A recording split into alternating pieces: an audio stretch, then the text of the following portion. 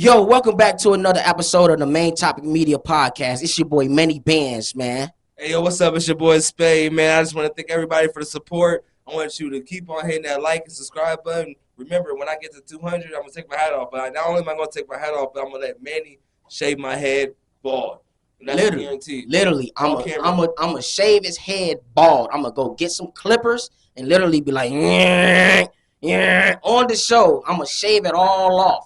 Y'all all gonna see that, literally. And I want to introduce a special guest we have on the show, Lucas Wearsprada. Hey, How you doing out there, Lucas Wearsprada?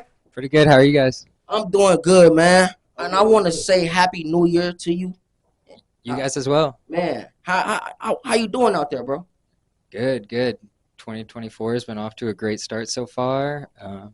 Excited for what we got entail and what we're gonna accomplish. No cap, man. And I want to let you guys know, Lucas actually has a vintage clothing store right there here in Des Moines, right there on East Village, right like close to downtown area. I want y'all to go check that out. He got all the drip, all the designer, everything. Y'all go check that out for real. I don't even want to see the shoes that they got on. Y'all definitely pronounce it. Man, it's that drip. It's that drip. How y'all say it out there, that drip. So Drip. I just want to say, how you been doing? How's the fashion been going? Good.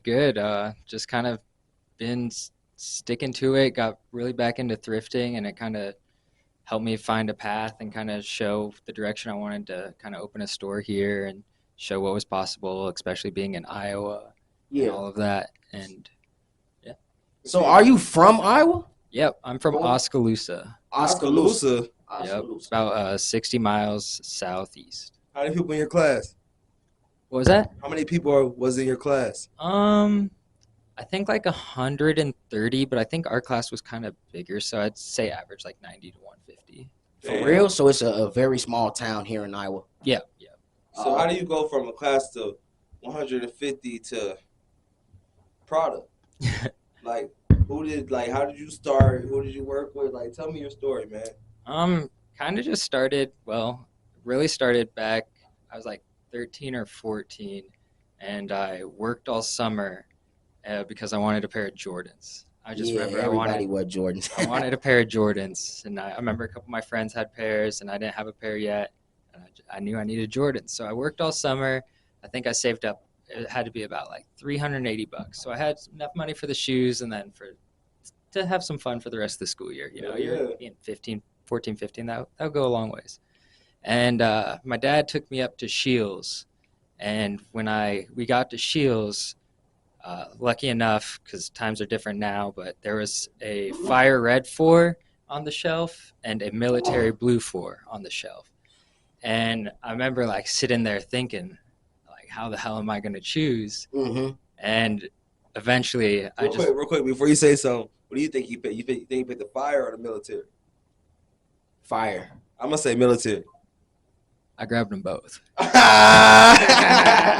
I remember I couldn't decide. I was sitting there with both in each hand. I think we were there for like an hour, and my dad was like, "We need to hurry it up." And I was just like, "I'm gonna buy both. I'm gonna spend my whole summer earning on both these shoes." And I remember I wore the fire reds every day. I'd wear them for PE. I'd wear them for lifting. It was my shoes. Like, it was my only shoes, so I'd wear those.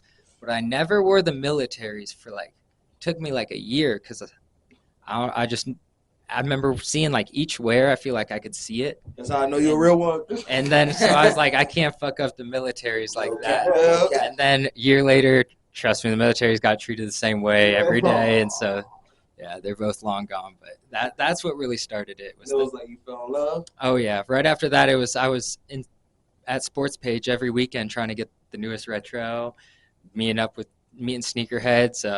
I'd say it was a lot more like tight-knit community then. It was harder to kind of find your people, and I guess your people were kind of the people you're camping out with every weekend. And we had Sports Page at the time, and there's Sports Page in Pella, Marshalltown. I know there's, I think, Altoona, and they got every release. And so I was usually there with a couple Pella guys, some William Penn guys, and then is me and a couple homies, just the only little kids there, honestly. Like, I remember one year, what release was this? I'd say maybe Bread 4s. It was a winter release, but my mom dropped me off because I couldn't drive at the time. I was 15, so my mom would drive me up to Pella at like 2 in the morning and just drop me off with a lawn chair. And I just, and with a pocket of $160 so I could pay for the Jordans. And it sucked because like all the older guys were like sitting in their car staying warm, but I didn't have no car, and I was just like sitting there shivering, like freezing. I remember one time I asked one of the Penn guys, because I just like knew him from the release. I was like, "Yo, my mom's not willing to get me up to the drop. Like, you care if I ride with you?" And he's like you good, but like there's gonna be weed smoke. Like, I was a 15-year-old kid. I'm like, I don't care, bro. Like, I'm just gonna go get in line. I just need a ride to get the shoes. Like, And this was at 15, guys. yeah, 15. And then